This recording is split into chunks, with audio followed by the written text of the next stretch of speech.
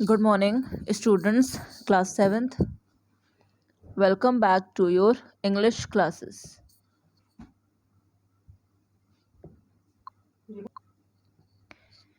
Okay, so good morning to all of you, class 7th AB.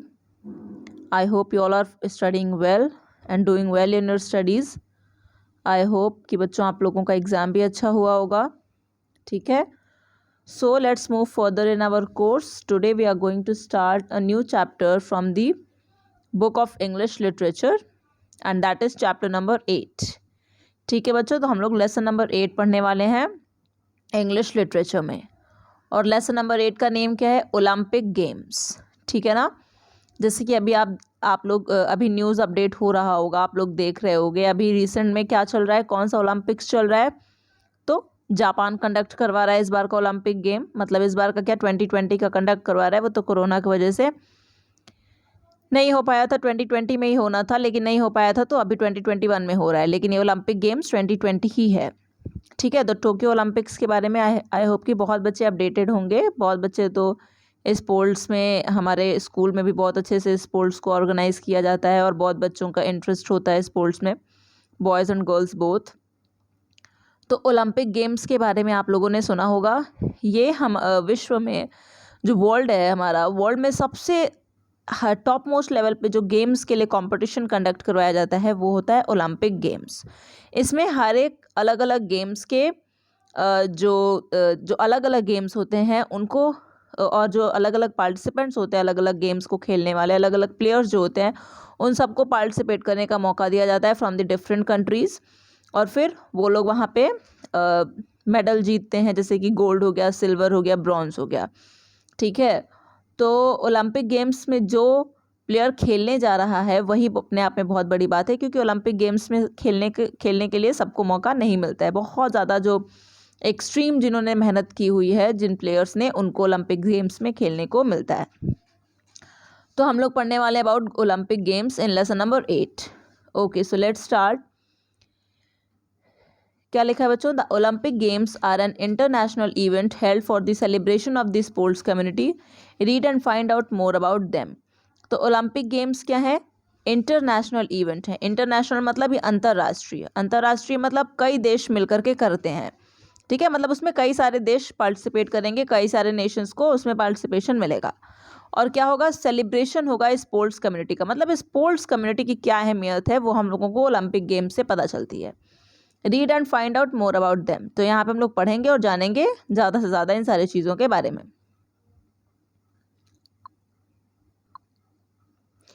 The opening ceremony of each Olympic Games features the lighting of the Olympic flame with a torch. तो Olympic games शुरू कैसे होते हैं इसके बारे में हम लोग देखते हैं. ओपनिंग सेरेमनी में क्या होता है? ओपनिंग सेरेमनी मतलब जब इनॉग्रेशन होता है, जब शुरुआत होती है ओलंपिक गेम की, जब जिसका हम लोग स्वागत कहते हैं कि स्वागत किस प्रकार से ओलंपिक गेम्स को शुरू कैसे किया जाता है. तो उसमें क्या होता है, उसका फीचर क्या होता है? The lightning of the Olympic flame with a torch. तो टॉर्च से लाइटनिंग होती है. आप लोगों ने देखा भी होगा ओलंपिक गेम्स की शुरुआत, और उसमें से लाइट निकलती है. Brought all way from Greece, the torch is carried by athletes and sports people of all nationalities. ठीक है. तो ग्रीस से चलते हैं जो एथलीट्स हैं, जो प्लेयर्स हैं हमारे, जो पार्टिसिपेंट्स हैं, और वो टॉर्च को कैरी करके, मतलब अलग अलग देश के लोग सब लोग इसमें पार्टिसिपेट करते हैं और वो लोग उस टॉर्च को कैरी करे रहते हैं. तो इससे हमें ये पता चलता है कि कितने देश के लोग, कौन कौन से प्लेयर्स इसमें पार्टिसिपेट कर रहे हैं. आगे. Probably the greatest honour that could come to an athlete is to win a gold medal at the Olympic games. तो वही बात हो गई ना. हमने तो आप लोगों को पहले ही बताया कि ओलंपिक गेम्स में अगर कोई प्लेयर खेलने जा रहा है तो यही अपने आप में बहुत बड़ी बात है. ठीक है ना. ये आसमान छूने वाली बात है. और वहाँ पे जाने के बाद अगर कोई प्लेयर गोल्ड मेडल जीत ले रहा है तो ये तो आसमान छूने वाली से भी ऊपर की बात हो गई.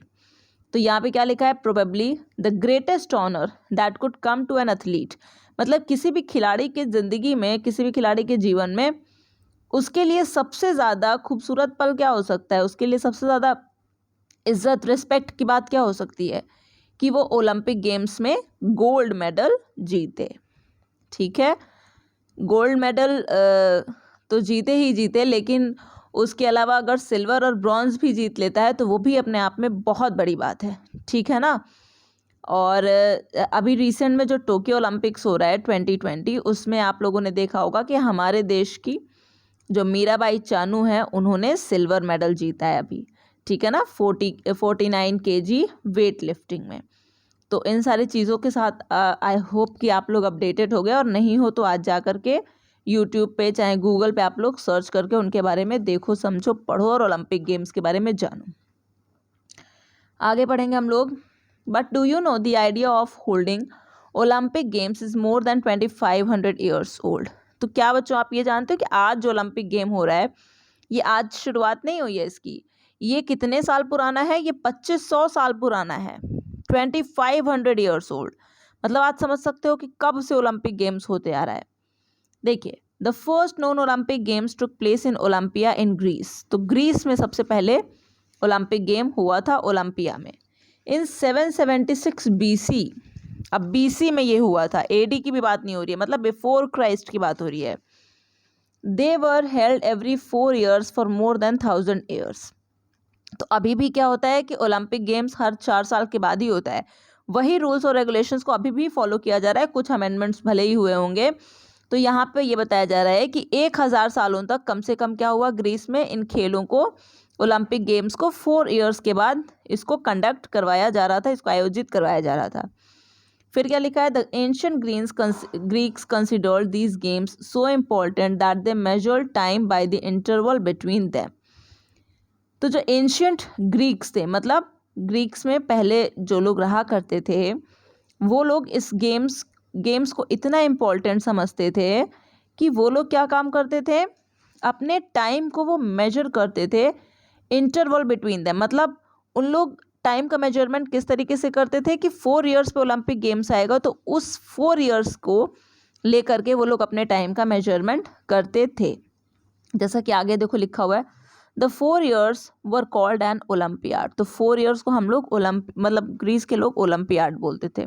जैसे कि क्या होता है अभी, हर 4 years पे हमारा लीप ईयर आता है ना, तो हम उसको लीप ईयर बोलते हैं। ये लोग हर 4 years जब बीत जाता था तो उसको क्या बोलते थे, Olympiad. Their great fondness for the games was an expression of the well-known Greek ideal, a sound mind in a sound body।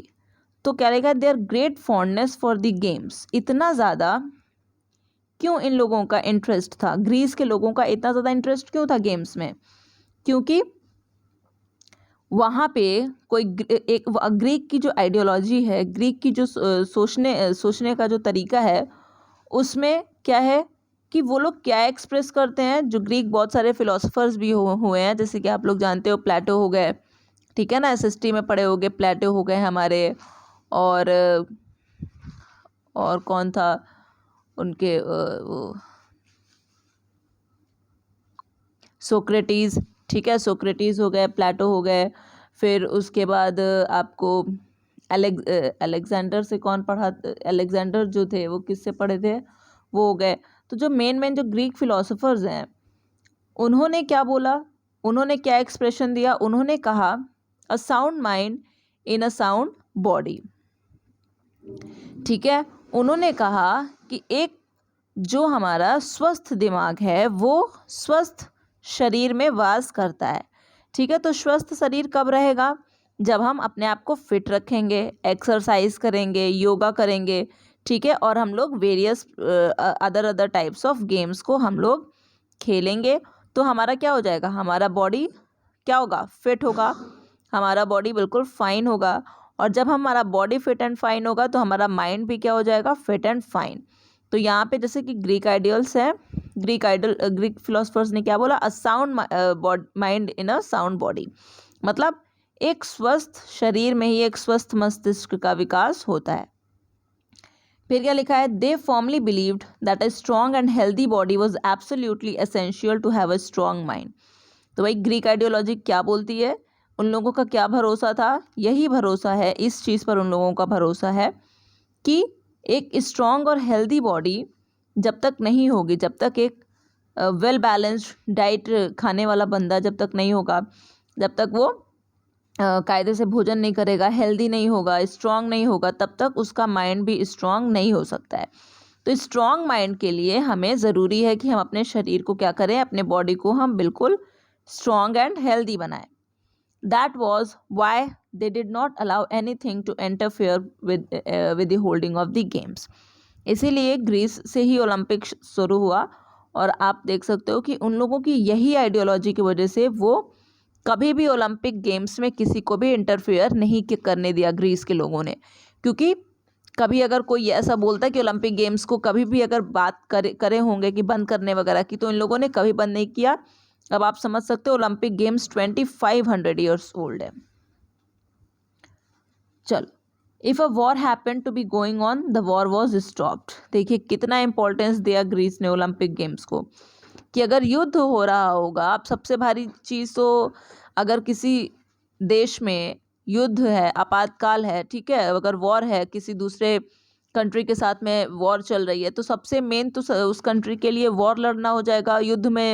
युद्ध को पहले ख़त्म करना हो जाएगा, है ना. या तो एग्रीमेंट करो या तो जीतो, चाहे जो भी करो, पहले तो युद्ध को देखेंगे. लेकिन ग्रीस के लोगों का सोचना बिल्कुल अलग है. ग्रीस के लोगों का सोचना ये है कि हम वॉर को भी पॉज करेंगे, हम युद्ध को भी रोकेंगे और हम पहले ओलंपिक गेम्स को कंडक्ट करवाएंगे, उसके बाद हम फिर वॉर को कंटिन्यू कर सकते हैं. तो ग्रीक्स की सोच कुछ इस प्रकार है. ठीक है बच्चों, तो बहुत ही अच्छी सोच है ये. आई थिंक कि हम और आपको भी अपने अंदर ये डेवलप करना चाहिए. तो हम लोगों को भी एक्सरसाइज करना चाहिए, फिट रहना चाहिए. ठीक है, अगर आप लोग अच्छा, मतलब किसी बच्चे का अगर किसी खेल में ज़्यादा रुझान है, ठीक है, किसी को इंटरेस्ट है, अदर टाइप्स ऑफ गेम्स है जैसे कि क्रिकेट, बैडमिंटन, वॉलीबॉल, ठीक है, एसेट्रा एसेट्रा, उसमें आप रेसलिंग हो गया, ये बॉक्सिंग हो गया, ठीक है, ये सारी चीज़ें तो आपके स्कूल में कंडक्ट भी करवाई जाती हैं.